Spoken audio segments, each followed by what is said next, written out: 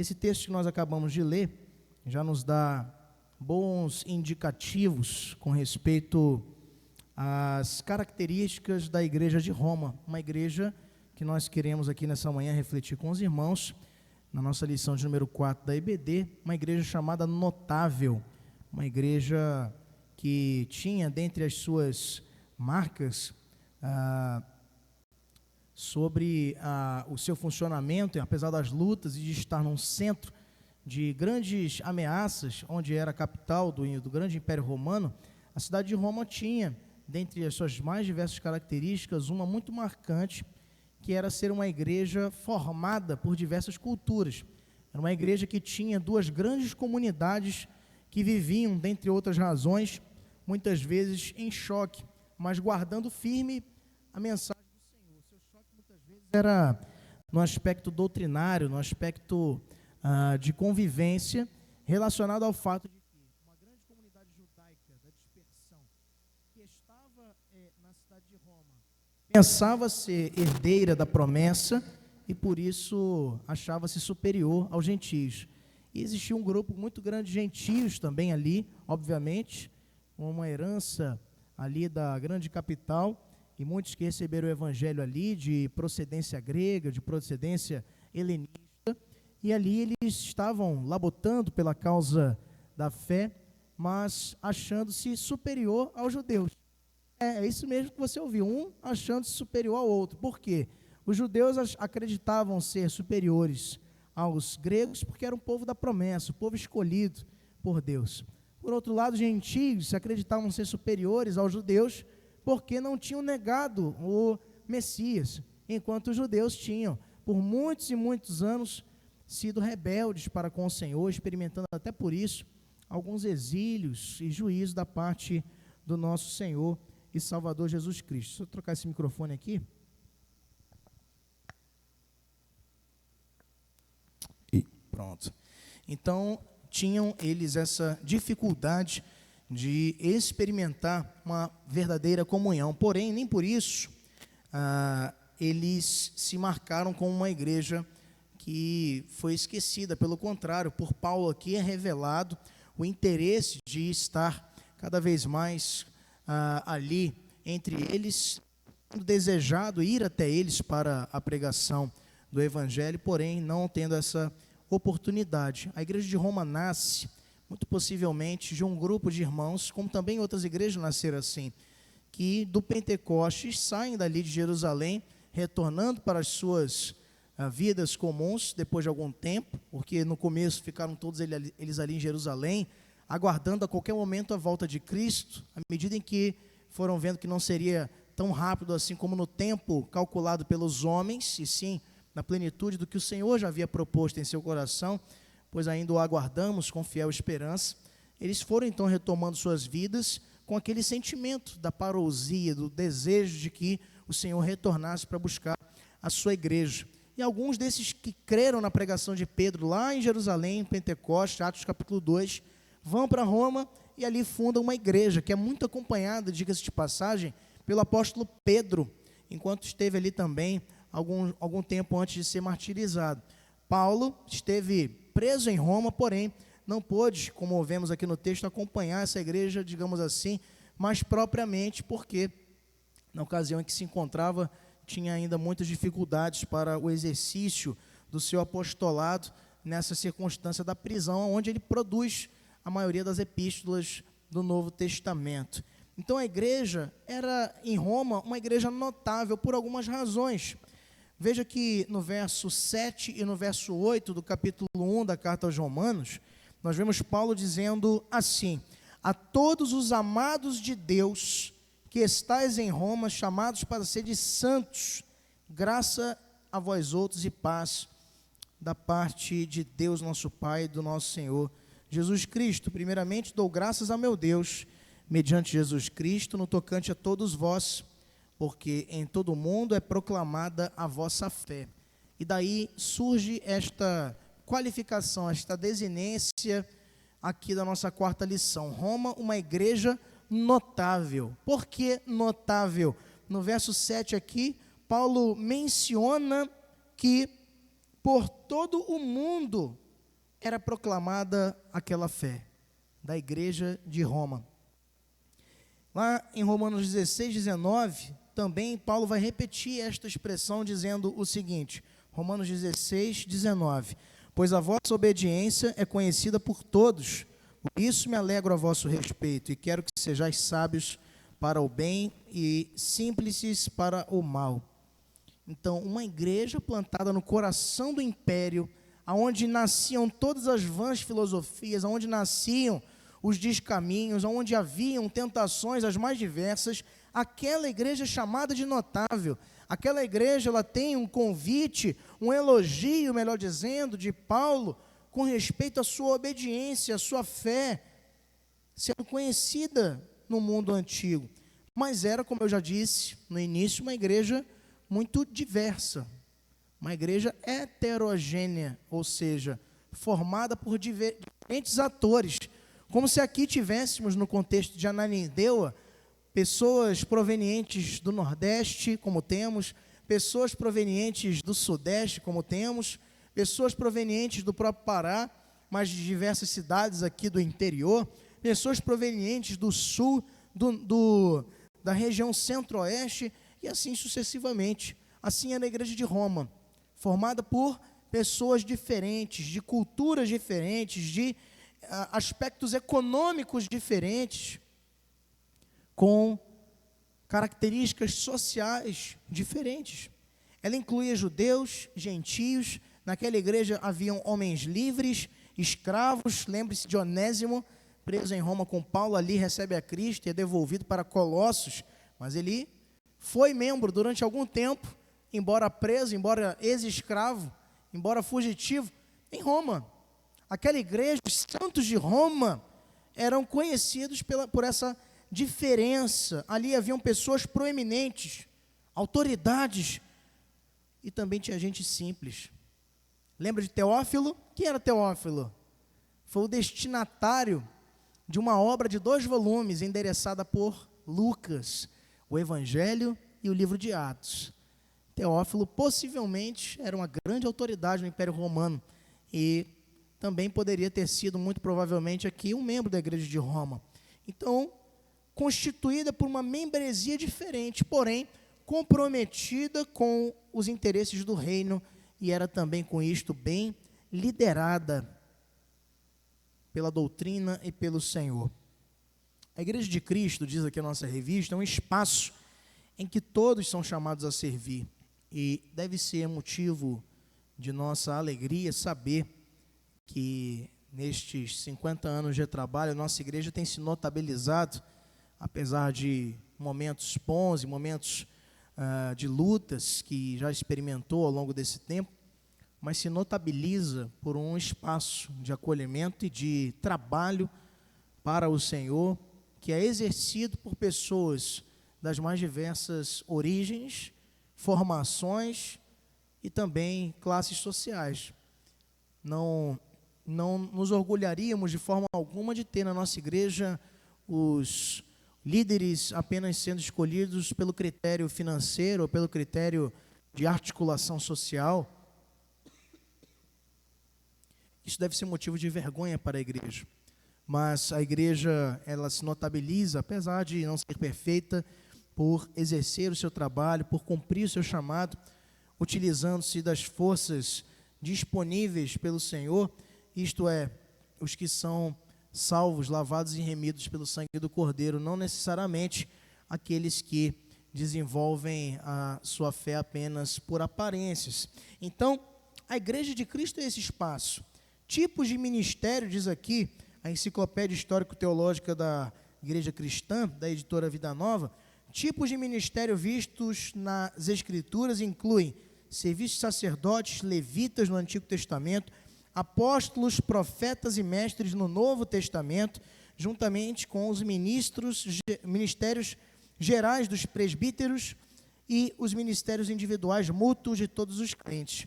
O termo ministério, portanto, refere-se à obra dos comissionados, à liderança, quanto do conjunto total de crentes. Então, engloba aqui 3 esferas distintas. Quando a gente pensa em ministério, muitas vezes a gente tende a olhar só ao ministro do evangelho, o pastor, conquanto o Novo Testamento nos apresenta uma aplicação mais abrangente, onde ministério envolve tanto a obra da igreja, como também a liderança, aqueles que são chamados para liderar, como também o conjunto total dos crentes. Todos esses exercem algum tipo de ministério. Todos nós, líderes e liderados, devemos estar envolvidos no trabalho da igreja, como estavam os crentes em Roma, como veremos aqui, buscando a mesma compreensão, realizando juntos a obra do Senhor. Então, meus irmãos, existem 3 aspectos que nessa manhã nós queremos olhar aqui, baseado nesse texto da carta aos Romanos, que além de nos instruir de uma maneira muito profunda no aspecto doutrinário, é uma carta extremamente proveitosa para essa finalidade, ela também nos ajuda a compreender a dimensão e as aplicações do serviço cristão, do exercício da obra de Deus, nos desafiando a buscar um envolvimento mais compromissado com a obra do Senhor. Uma frase antes de começarmos, para nos desafiar a pensar um pouco sobre esses pontos, é olharmos, por exemplo, da igreja de Roma, não com o saudosismo de pensar, aquela igreja era maravilhosa, naquele tempo. É pensarmos, por outro lado, meus irmãos, que nós somos convocados, somos chamados a imitar os bons exemplos das igrejas que já passaram, para sermos a igreja que está exercendo hoje o chamado do Senhor. Richard Carl Sproul, grande teólogo, falecido em 2017, ele nos dizia que a igreja antiga estava disposta a morrer por causa da fé. A igreja moderna a negocia. Isso deve ser objeto da nossa preocupação. A igreja antiga, de fato, estava sem titubear, pronta a mesmo morrer para defender a causa do Evangelho. Assim foram com os nossos primeiros irmãos ali nas arenas da própria cidade de Roma. A essa igreja que foi de uma maneira muito mais célere do que as demais, perseguida porque estava ali em Roma, experimentou das atrocidades cometidas por imperadores romanos que, sedentos pelo sangue da igreja do Senhor, perseguiram mortalmente os primeiros crentes. Nem por isso detiveram o seu avanço e o sustento de uma igreja que estava consolidada em promessa dada pelo próprio Cristo, que a instituiu. A igreja não estava ali assodada ou solidificada pelo aumento numérico, pelas maravilhas e sinais que aconteceram no livro de Atos. Ela estava fundada em uma promessa de Cristo.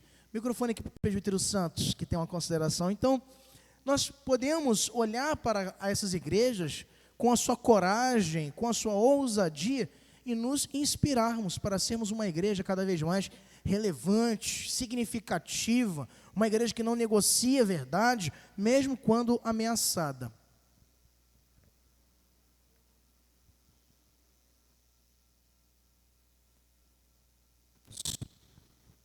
É interessante quando a gente faz uma reflexão sobre a defesa da fé, pensa que aconteceu só lá em Roma.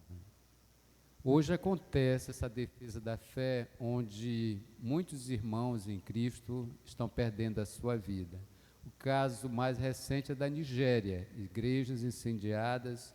E ontem eu estava vendo um vídeo, eu acho que é recente ou não, onde os irmãos ali no templo louvando a Deus com tanto fervor, mesmo diante das ameaças.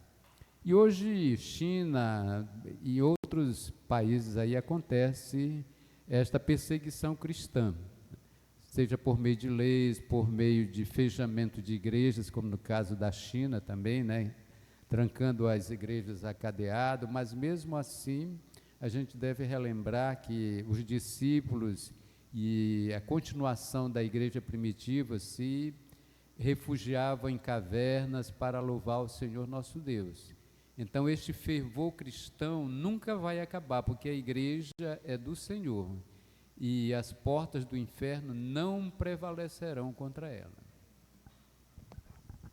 É isso mesmo. Então, nós não devemos voltar os nossos olhos exclusivamente para as igrejas do passado, como bem lembrado pelo nosso presbítero, olhando também para as igrejas que ainda hoje experimentam estas mesmas perseguições quem sabe ainda mais severas, como lá na Nigéria, como na China, como na Coreia do Norte, como em regiões dominadas pelo Islã, no Oriente Médio, e não somente aí, as perseguições também no âmbito ideológico, na Europa, hoje tomada pelo secularismo, pelo ateísmo, onde os cristãos são perseguidos, mas de outras formas, não mais lançados em arenas, mas no cancelamento público.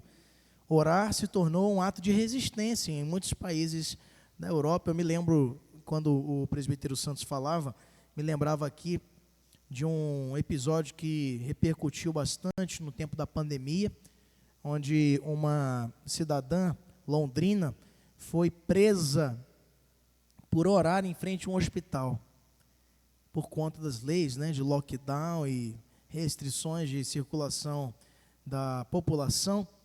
Aquela senhora estava orando, com máscara e tudo que tinha direito lá, mas por estar orando foi então conduzida e detida e presa. Então, esses são alguns exemplos, também já vimos diversos. Recentemente, sem entrar aqui no mérito político, mas recentemente um rapaz até jovem, pai de 2 crianças e esposo de uma jovem moça, faleceu com um tiro na cabeça numa universidade enquanto promovia um debate. Não me lembro o nome dele aqui, se alguém souber de cabeça aí, me... Oi?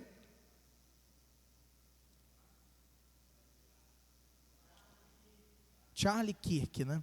É isso. Enfim, então, a despeito aí das radicalidades, que nós sabemos também que ele se envolvia com a questão, era um servo do Senhor, e até onde tem um conhecimento, promovia debates, muitas vezes que despertavam, principalmente dos inimigos do Senhor, naqueles que são rebeldes à doutrina do Senhor, despertava sua resistência, hostilidades, mas ele ali defendia com muita tranquilidade. Pelo contrário, das vezes que eu pude o acompanhar, assim, muito de relance pela internet, o vi sempre promovendo discussões interessantes a respeito de questões que a sociedade vai meio que atropelando as pessoas e impondo uma aceitação de verdades sob o pretexto de que a palavra de Deus é que nos impõe as coisas. Veja só, é a mesma, aquilo que eles nos ameaçam de fazer, que não é o que acontece com a palavra de Deus, que não constrange ninguém a nada, pelo contrário, ela nos molda a obedecermos o Senhor pela graça que já foi nos outorgada pela obra da regeneração, da salvação em Cristo Jesus. Então, até porque mesmo que quiséssemos obedecê-la sem a intervenção do Senhor, não poderíamos, porque somos depravados moralmente desde o nosso nascimento. Então, esta é a realidade que a igreja enfrenta nos dias atuais, de perseguição, ameaças e oposição. Porém, essa igreja de Roma, mesmo nesse ambiente, manifestava então 3 marcas muito interessantes relacionadas ao exercício da sua fé. Primeiro, era uma igreja que tinha uma visão de expansão. Era uma igreja que olhava para além dos seus limites e do seu território. Quando apresenta aos romanos algumas explicações sobre o seu ministério, Paulo reafirma o seu compromisso de ser um ministro de Cristo entre os gentios. Está lá em Romanos 15, 16, no sagrado encargo de anunciar o evangelho de Deus. Então, ele toma o cuidado de não se vangloriar por esse grande ministério, que vinha de Jerusalém até a região do Ilírico, região atualmente compreendida entre a Albânia e a Iugoslávia. Foram 10 anos de atividades exercidas por Paulo ao longo do seu ministério, 3 longas viagens missionárias. Na visão do apóstolo, tudo o que ele fazia foi Cristo quem fez por intermédio dele. Ele era apenas um instrumento, como ele nos fala claramente no capítulo 15. Vamos ver? Capítulo 15 da carta aos Romanos. E esses versos mencionados, 16, 17, 18, 19. Romanos capítulo 15.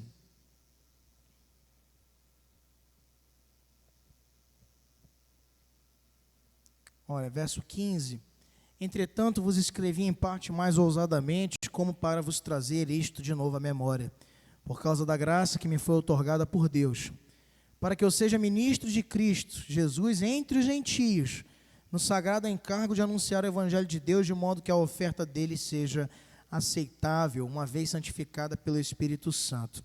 Tenho, pois, motivo de gloriar-me em Cristo Jesus nas coisas concernentes a Deus, porque não ousarei discorrer sobre coisa alguma, senão sobre aquelas que Cristo fez por meu intermédio, para conduzir os gentios à obediência, por palavra e por obras, por força de sinais e prodígios, pelo poder do Espírito Santo, de maneira que desde Jerusalém e circunvizinhanças até o Ilírico tenho divulgado o evangelho de Cristo, esforçando-me deste modo por pregar o evangelho não onde Cristo já for anunciado, para não edificar sobre fundamento alheio, antes, como está escrito, hão de vê-lo aqueles que não tiveram notícia dele, e compreendê-lo os que nada tinham ouvido a seu respeito. Ressoando aí a profecia de Isaías 52:15, quando fala sobre esta citação de Paulo.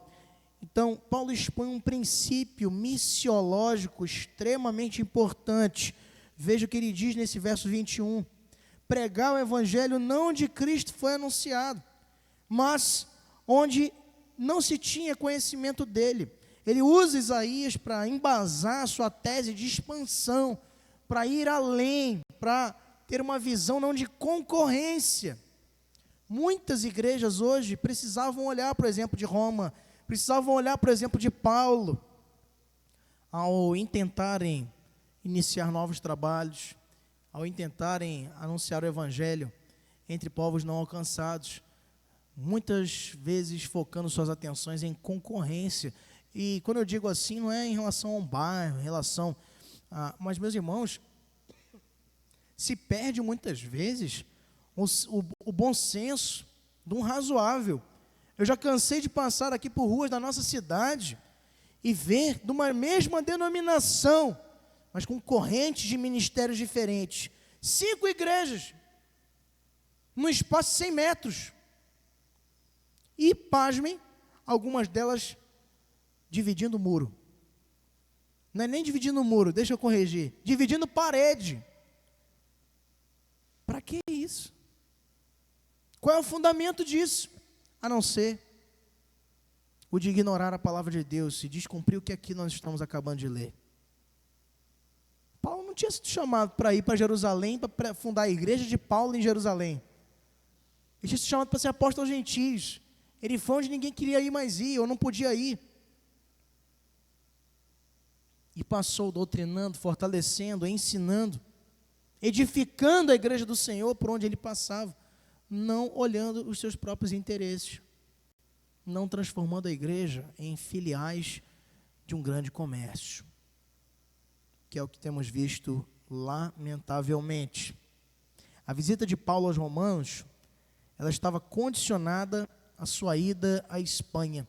Ele queria ter passado tanto em Roma quanto na Espanha, porém, ao que tudo indica, quando vemos o capítulo de número 28 de Atos, encerrando com o final também da sua caminhada, um pouco antes disso, é verdade, mas quando ele já está em prisão domiciliar, pregando ali para os que vinham até o seu encontro, onde ele estava detido em Roma. Um pouco depois disso, ele vai ser detido por essa razão de estar pregando o evangelho, já quando assume o imperador Nero, provavelmente, por volta do ano 67 depois de Cristo, e vai ser enclausurado já de maneira mais privativa da sua liberdade, vindo então, não muito tempo depois disso, a ser decapitado, é o que nos diz a história da igreja.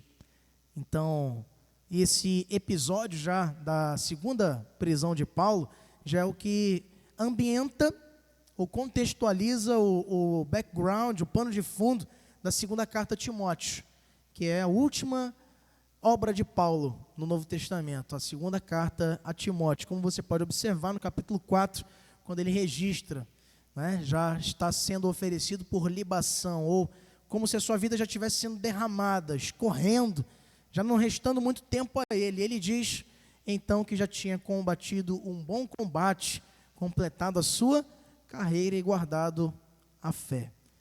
Esse é o ambiente ali dos últimos dias de Paulo. Também, um pouco antes disso, a penúltima, provavelmente foi a carta aos Efésios. E lembre, a carta aos Efésios, no seu capítulo de número 6, quando Paulo vai nos falar da armadura de Deus, ele o faz alegorizando as armas de defesa espiritual da igreja, olhando para um soldado, passando dia e noite ali na sua escolta, enquanto ele estava detido em um calabouço. Então, ambientes pouco frutíferos, poderíamos pensar, para o exercício e para o serviço ao Senhor. Porém, mesmo ali, Paulo é encontrado pelo Senhor útil para escrever e para alimentar nossa fé com a inspiração do Espírito Santo, registrando quase que 60%, um pouquinho mais, do Novo Testamento, da autoria dele dentro de cadeias. Então, nesta visão ministerial expansionista que Paulo tinha e transmitia, veja, ele escreve isso para uma igreja, a igreja de Roma, para que, sendo notável, ela compartilhe dos seus desejos, das suas aspirações ministeriais, também no tocante à expansão, para que não fossem tomados de concorrências, de desejos pequenos, humanos, quanto ao plantio de igrejas. Sobre isso, John Stott afirma, como está aqui na nossa revista, que sua estratégia de Paulo era evangelizar cidades populosas e influentes, e ali plantar igrejas, deixando então para os outros a tarefa de espalhar o evangelho para as vilas circunvizinhas. Assim ele fez com Éfeso, grande centro do mundo antigo. Vamos estudar a igreja de Éfeso posteriormente. Igreja de Corinto, cidade, um grande polo cultural, comercial, filosófico. Assim ele faz também com a igreja de Colossos, Filipos, que ele teve a oportunidade de plantar. Obviamente, a igreja de Roma, como nós falamos, não foi plantada por Paulo, nasce do Pentecostes. Mas ali também tinha essa igreja, um fundamento lançado pelo propósito ministerial de Paulo, que era capacitar igrejas em grandes centros para que essas se vissem responsáveis por fazer o evangelho agora alcançar as vilas, os povoados dentro da sua circunvizinhança. Foi assim que a igreja presbiteriana no passado e outras denominações sérias também desenvolveram o seu trabalho, alcançando vilas a partir das capitais, a partir de grandes cidades, e ali essas igrejas plantadas e afirmadas no evangelho iam fundando congregações, pontos de pregação, trabalhos missionários, e o evangelho ia alcançando uma alta e larga margem de terra. Assim foi que chegamos até aqui. É certo que no início do século XX, há mais de 120 anos atrás, a igreja, 121 anos, a igreja de Belém, a primeira do Pará, era plantada, sendo organizada em 1904. E dali surgiu o interesse de plantar congregações, muitas delas hoje já, a maioria delas já organizadas também como igrejas que já têm suas próprias congregações, né? E assim sucessivamente. A igreja hoje ela não pode se contentar com o trabalho de manutenção, só olhando para dentro. É preciso termos uma visão de expansão, direcionada à abertura de novas frentes, sobretudo, como vimos aqui nesse texto, em locais estratégicos, onde não há presença do evangelho, onde não há fundamento alheio, como ele diz aqui. O ministério cristão requer uma visão de expansão na obra, e uma igreja assim é a que se torna relevante no contexto em que ela se encontra, adquirindo visibilidade e atraindo mais e mais pessoas para se unirem a Cristo. Em segundo lugar, meus irmãos, nós vemos ainda sobre essa igreja, a igreja de Roma, uma segunda marca interessante, que era o envolvimento de toda a comunidade. Toda a comunidade estava ali envolvida no serviço ao Senhor, naquela localidade, e como nós podemos acompanhar aí no capítulo de número 16. Passe aí uma página do capítulo 15 que estávamos a acompanhar, e nós vamos então acompanhar aqui essas características, especificamente à medida em que fomos acompanhando. Mas é interessante, a partir do verso 3 até o verso número 16, como ele vai saudando diversos cooperadores daquela localidade da cidade de Roma, que estavam ali envolvidos no tocante ao exercício do trabalho desenvolvido pela igreja de Roma. Saudai Priscila e Áquila, meus cooperadores em Cristo Jesus, os quais pela minha vida arriscaram a sua própria cabeça, e isto lhes agradeço, não somente eu, mas também todas as igrejas dos gentios. Saudai igualmente a igreja que se reúne na casa deles. Saudai, meu querido Epêneto, primícias da Ásia para Cristo, aqui possivelmente um dos primeiros convertidos naquela região. Saudai Maria, que muito trabalhou por vós, aqui provavelmente a mãe de Jesus. Saudai Andrônico e Júnias, meus parentes e companheiros de prisão, os quais são notáveis entre os apóstolos e estavam em Cristo antes de mim. Saudai Amplíato, meu dileto amigo no Senhor, Urbano, que é o nosso cooperador em Cristo, e também meu amado Estaques. Saudai Apeles, aprovado em Cristo. Saudai os da casa de Aristóbulo. Um bom nome para se botar nos nossos filhos. Aí fica a sugestão aí, Marcos filho, Marta, pessoal aí na Aristóbulo. Saudai meu parente Herodião, outro nome bonito. Os da casa de Narciso, que estão no Senhor, Trífena, Trifosa, as quais trabalhavam no Senhor. Saudai a estimada Pérside, que também muito trabalhou no Senhor. Saudai Rufo, eleito no Senhor, e igualmente a sua mãe, que também tem sido mãe para mim.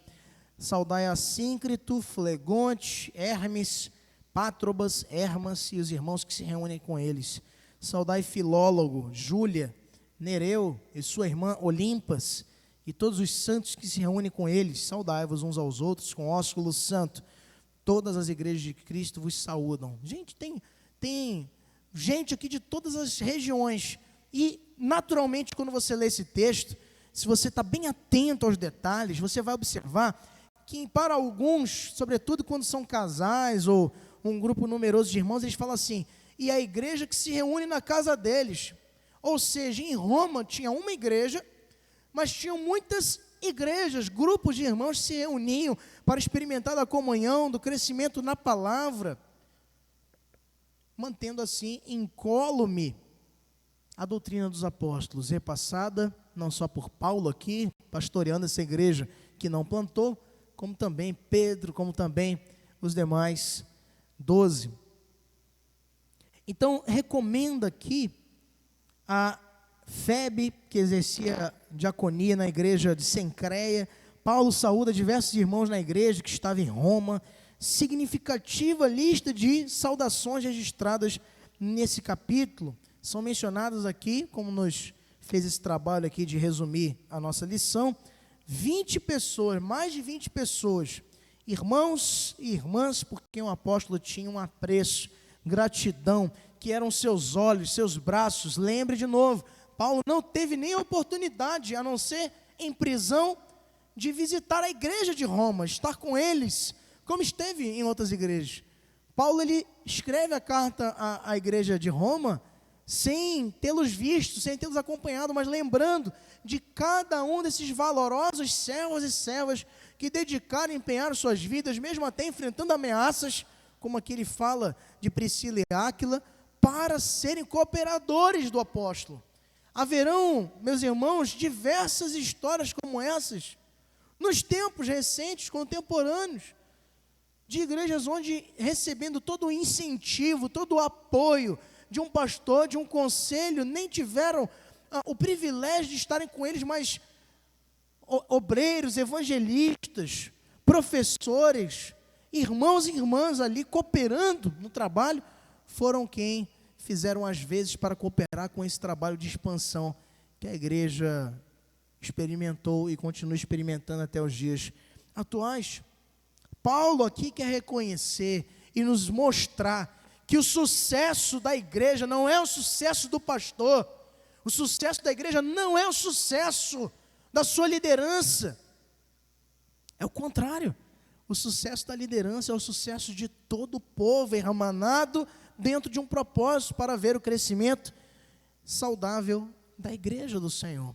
Quando a comunidade está toda envolvida, aí sim o trabalho se torna perspicaz, se torna bem sucedido.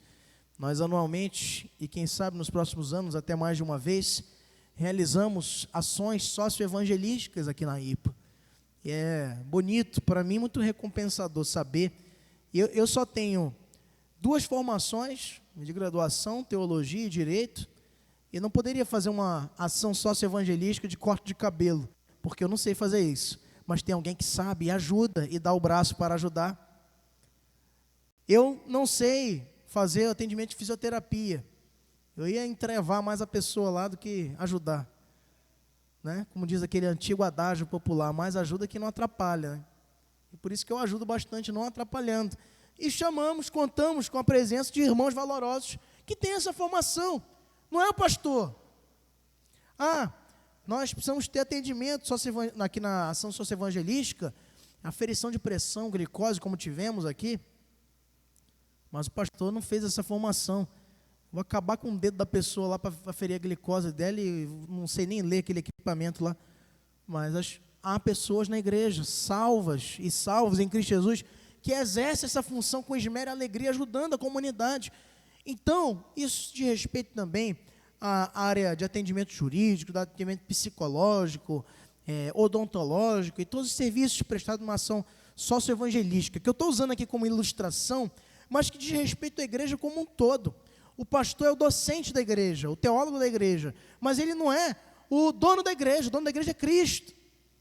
Então, numa EBD, à exceção de hoje, que eu não posso usar como exemplo, porque estamos aqui em classe única, mas nós temos na nossa escola bíblica dominical, ordinariamente, várias classes funcionando, porque o pastor não pode, o pastor é o docente da igreja.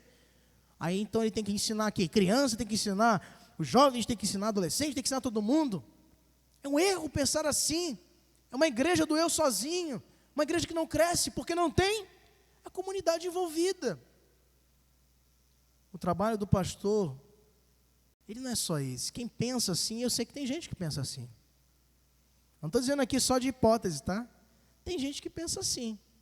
Gente que eu digo são pastores que pensam assim.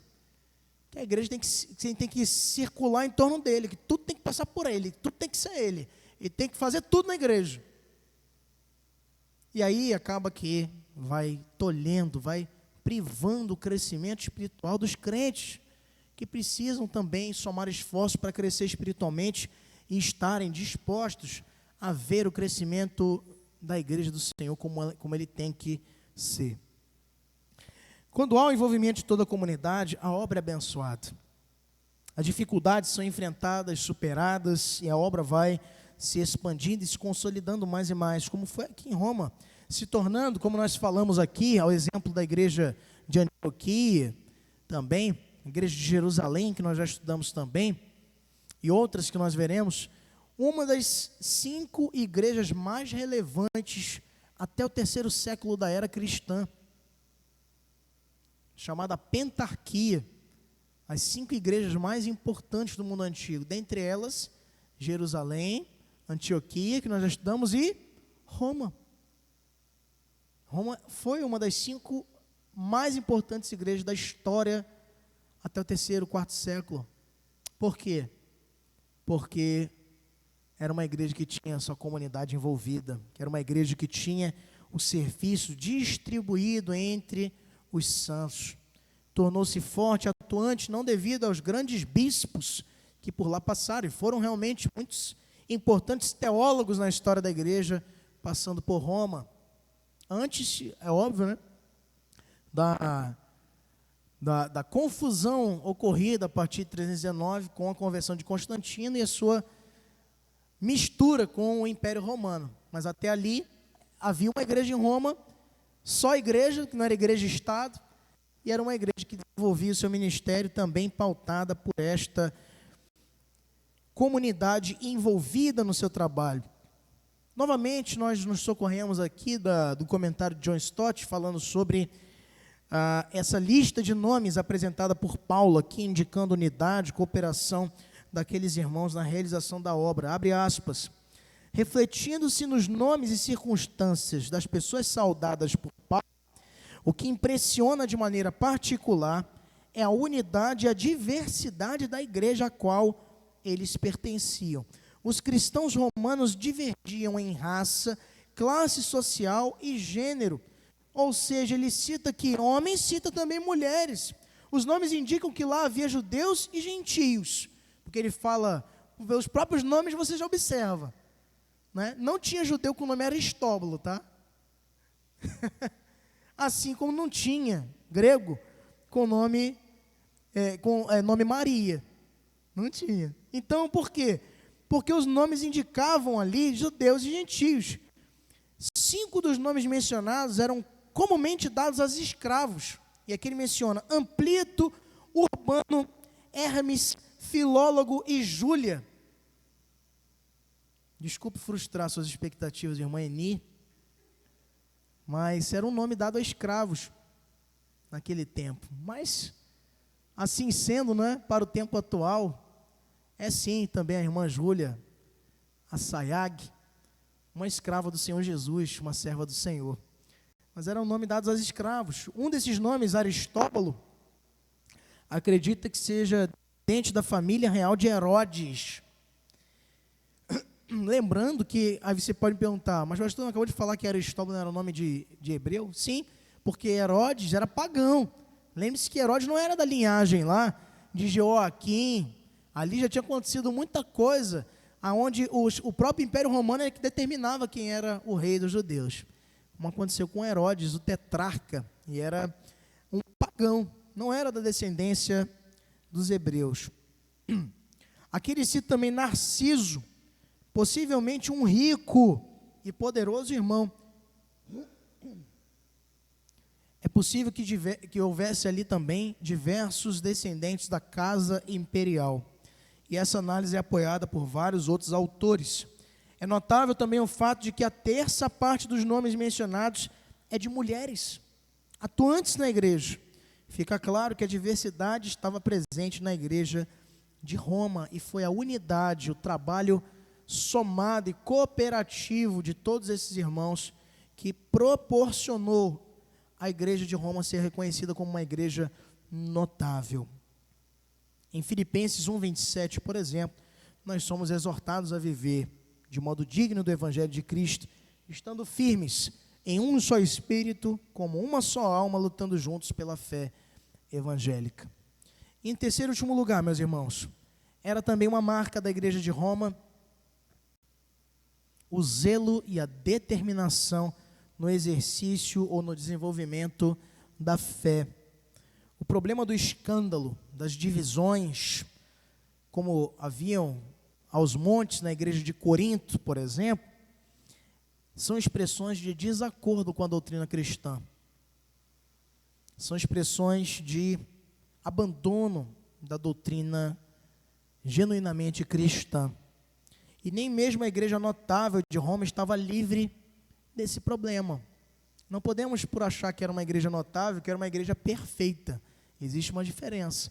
As igrejas notáveis não são igrejas perfeitas, são igrejas com problemas. Mas são igrejas que vencem os seus problemas em Cristo. Veja comigo os versos 17 até 20 do capítulo 16. Capítulo 16, versos 17 a 20. Rogo-vos, irmãos, que noteis bem aqueles que provocam divisões e escândalos, em desacordo com a doutrina que aprendeste. Afastai-vos deles. Se Paulo fala, é porque tinha lá.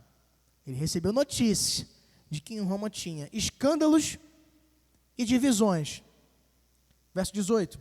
Porque esses tais não servem a Cristo nosso Senhor, e sim a seu próprio ventre, e com suaves palavras e lisonjas enganam o coração dos incautos. Possivelmente Paulo está falando aqui de judaizantes, que vinham sorrateiramente impregnando a igreja de Roma com legalismos. Olha, você vai ser crente de verdade se você não comer isso ou aquilo.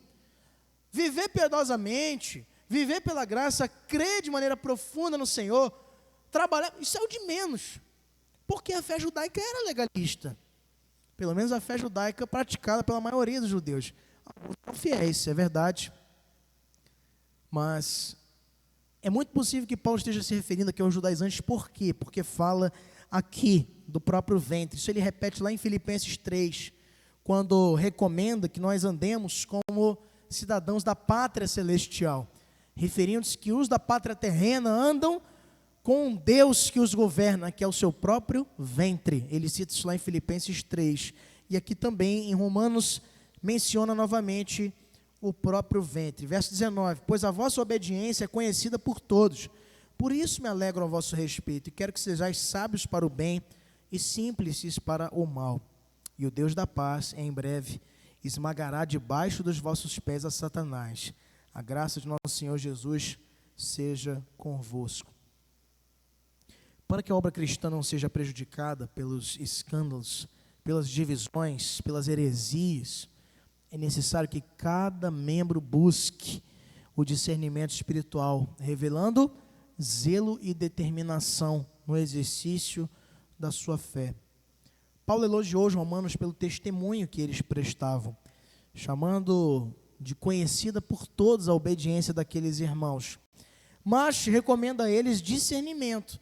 Está elogiando a obediência, mas como um bom líder, como um bom apóstolo, um verdadeiro pastor, nunca elogia sem fazer boas recomendações. Parabéns pela obediência de vocês, mas sejam vigilantes. Parabéns pelo compromisso de vocês, mas estejam atentos.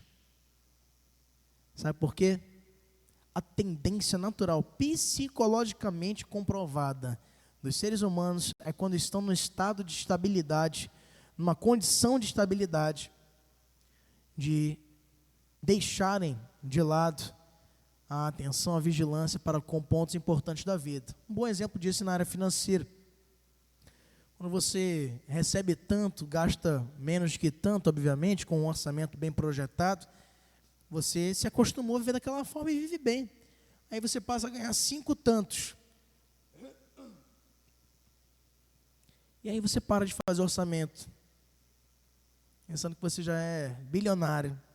Assim, se eu vivia com tanto, agora eu ganho 5 vezes tanto, então agora eu posso só sair, que nem a Rochelle, do Todo Mundo Odeia o Chris. Pega o carrinho assim, sai jogando tudo assim, não quer nem saber o preço. Aí, quanto foi? Não sei. Só passa no débito aí. E aí, o que acontece? No final do mês você tem uma grande surpresa do descontrole e é pego de maneira relaxada e displicente com o seu orçamento familiar. Porque, meus irmãos, nós queremos esquecer do zelo no momento de conforto. No momento de bom status espiritual, quando a gente está bem com Deus, quando a gente está bem na doutrina, na fé, no amor cristão, a gente passa, pronto, já cheguei onde eu queria. E esquece que a vida cristã não é uma subida, é uma corrida. Você não vence por chegar num degrau, porque a vida cristã não é subindo, é prosseguindo. Então você não vence chegando num determinado degrau que já está maravilhoso, era onde eu queria chegar. Não é assim a vida cristã. Tem que chegar no final e passar pela linha de chegada. É assim que se completa a carreira, como Paulo, preso lá em Roma, declara em 2 Timóteo 4. É assim que se combate o bom combate e se guarda a nossa fé. É uma corrida, é uma caminhada, não é uma subida para destaque nosso, pelo contrário, mas para se ressaltar ainda mais a perseverança dos santos, de um Deus que escolhe, mas também permite que, embora com tropeços e quedas, cheguemos até o fim para encontrá-lo na glória eterna a nós prometida. Então Paulo olha para eles e faz aqui elogios à sua obediência, mas recomenda a eles discernimento, recomenda a eles atenção, a fim de que a obra de Deus não fosse prejudicada, como nós costumamos sempre repetir a vocês. A igreja está indo bem, vamos orar mais. A igreja está indo bem, vamos ter mais zelo e atenção, vamos ser mais vigilantes. Pois do contrário, nós poderemos estar cedendo espaço em nosso coração para o orgulho, para a vaidade, para a soberba, de pensar que nenhum mal pode nos alcançar, porque nós já estamos muito bem na igreja. E aí, sorrateiramente, no silêncio da igreja acontecem prejuízos, dificuldades, que vão nos revelar o quanto é importante esta vigilância espiritual e zelo para com a nossa vida, tanto individual quanto coletivamente. A igreja, ela se responsabiliza, e você, enquanto membro da igreja, é responsável pela saúde da igreja, pelo tanto de vezes que durante uma semana você leu a sua Bíblia, pelo tanto de vezes que durante uma semana você esteve aos pés do Senhor, chorando, orando, entregando o teu coração a Ele, as tuas lutas e ansiedades. Você é responsável pela saúde de um culto prestado ao Senhor, pelo tanto de vezes que ao longo de uma semana você cantou um cântico ao Senhor, você louvou a Ele, você bendizeu o nome dEle, por um momento ruim que você estava atravessando, por boas dádivas e bênçãos que Ele te deu a graça de receber. Quanto nós temos cantado, quanto nós temos orado, o quanto nós temos lido a palavra, o quanto nós temos visitado os irmãos,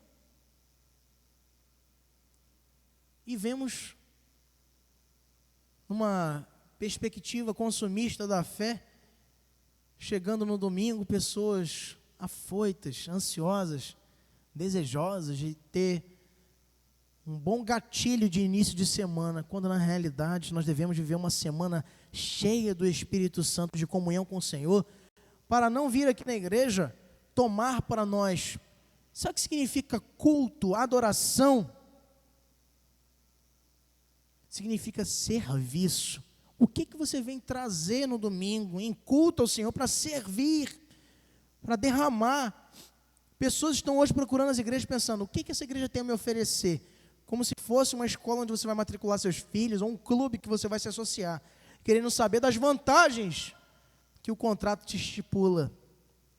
Mas a igreja não é isso. A igreja deve cercar o nosso coração do desejo sincero de pensar, o que eu tenho a oferecer para o reino de Deus? O que eu tenho para dividir com os meus irmãos? O que eu tenho para somar neste trabalho que aqui é desenvolvido? Por isso o convite, meus irmãos, não é para contemplação. O convite da igreja não é para assistir os trabalhos da igreja. O convite da igreja é para zelo e determinação no exercício da fé. Isso significa que, pessoalmente, cada um de nós, enquanto membros dessa igreja, somos responsáveis pelo seu progresso ou pela sua ruína. Pelo que você quer ser responsável? No tocante à igreja do Senhor. Crentes zelosos, determinados, são essenciais para a existência de uma igreja eficiente na sua missão, que é capaz de resistir a qualquer tipo de prova e é vitoriosa por Cristo.